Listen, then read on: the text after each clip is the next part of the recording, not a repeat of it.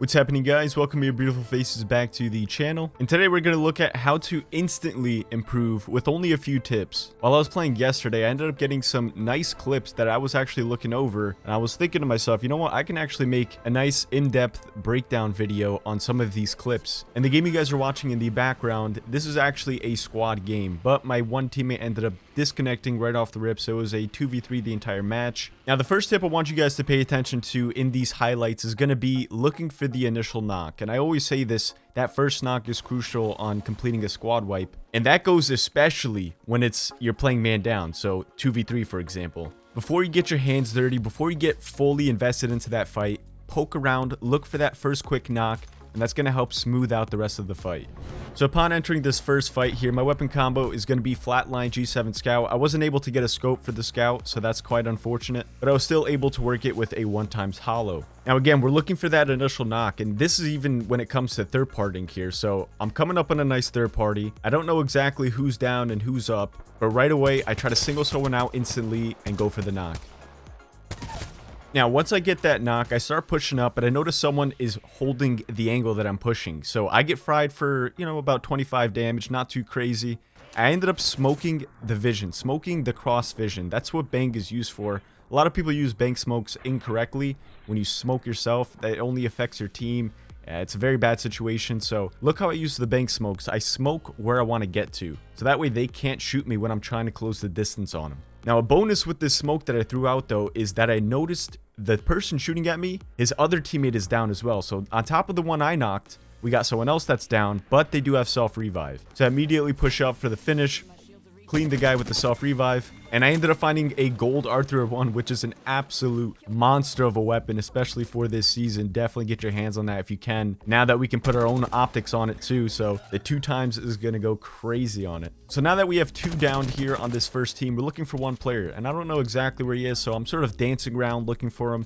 Make sure you're sort of moving around, crouching around when you're in the open. You don't really want to be caught sitting around like a duck, because that's when players can get some easy shots on you and do a lot of damage for absolutely no reason. So you always want to be moving around, keep your fingers warm on the controller. And then I end up finding the last person, which is a Pathfinder, and I beamed him for a lot of damage. Instant push on that, but he grapples away. He makes the good play there. And now pay attention here. This is where I actually get third party. So Path grappled out to the left. He's sort of off the scene, but he can lurk and grief my game right here with this next squad fight. So what I do here is, since I have a 3-man in front of me and then a solo Path, I ult the team in front and I back up.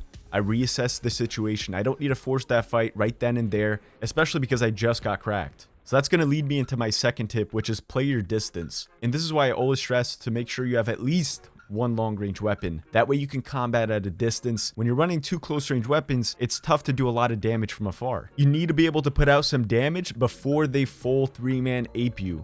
A lot of these times when people are 3-stacking in pubs, they're holding hands and they're going to push you instantly. So distance yourself a bit. If you have to back up, go for it. And then get ready to lay down some nice shots when they're making the push on you. Now, Wraith ends up pushing me first. I crack her for blue, but I don't get enough damage off. Even though I cracked the Wraith and I got the better of the exchange, I still back up, because I want to get that opportunity when I can hit that big 150 plus damage. Or even a potential 1 mag, knock him on the spot. That's when you start getting a little bit more aggressive then. And while backing up here, the solo Path and one of the teammates from Wraith's team actually was trying to flank us. So I was able to 1 mag the Loba, and the Pathfinder snuck out of the shadows. This was the solo Pathfinder from before. I ended up killing him pretty easily. He was already weak. So now I have a 2v2 situation. End up going for the shield swap on the box, even though it's a blue, because again, that's quicker than taking a battery. If I got scanned instantly, I know they're going to be trying to push me, so get those shield swaps instantly. I saw the scan hit me from the west side, so I immediately want to peek that as soon as possible, and make sure you're abusing cover while doing so. As you notice, I have a head glitch right now while I'm tagging up this Bloodhound. Just about cracked the Bloodhound, then the Wraith comes and portals over to grab Loba's banner. Ended up cracking the Wraith as well. So at this point in time,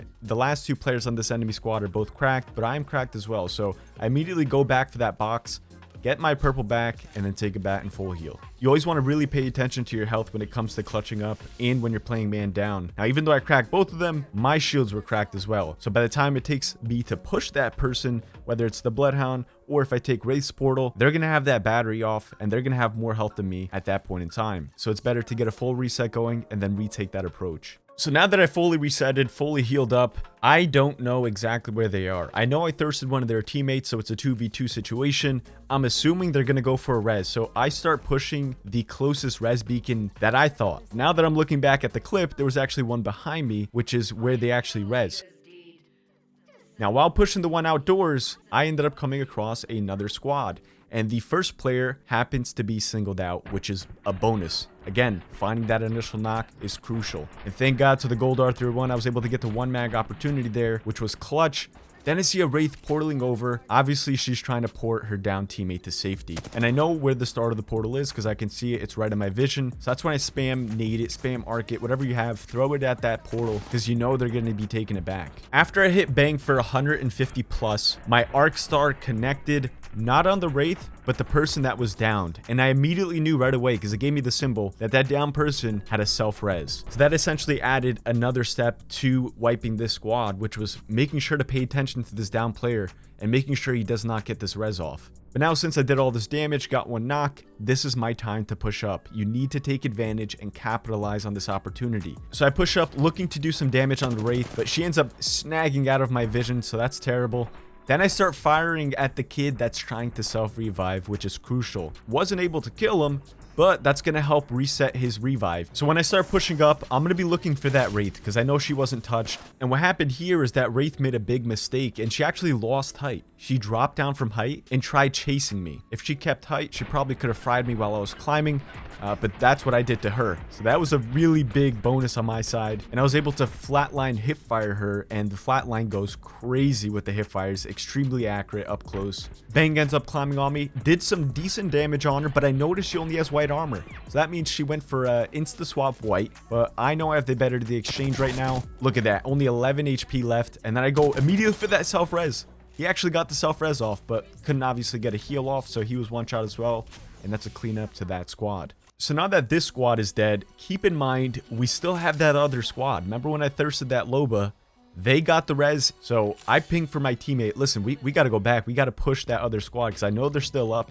And they're probably going to be looting those death boxes that we left behind there. Again, we're still looking at a 2v3 situation. So I'm looking to deal as much damage as possible and hopefully get that initial knock early, which helps me smooth out this squad wipe here. Now, the second exchange, after I tagged the Wraith up for a little bit, the second exchange is where I did some decent damage here, where I nearly cracked two of them. Wraith was kind of weak, she probably full healed. So I push up even more, and I almost knocked the Bloodhound, couldn't quite get him. Then I get fried from the Wraith. So in that situation, I need to back up. I smoke myself out. Now, I was able to get a battery off in the smoke here, but I throw down another smoke because I know they're going to get very aggressive on me.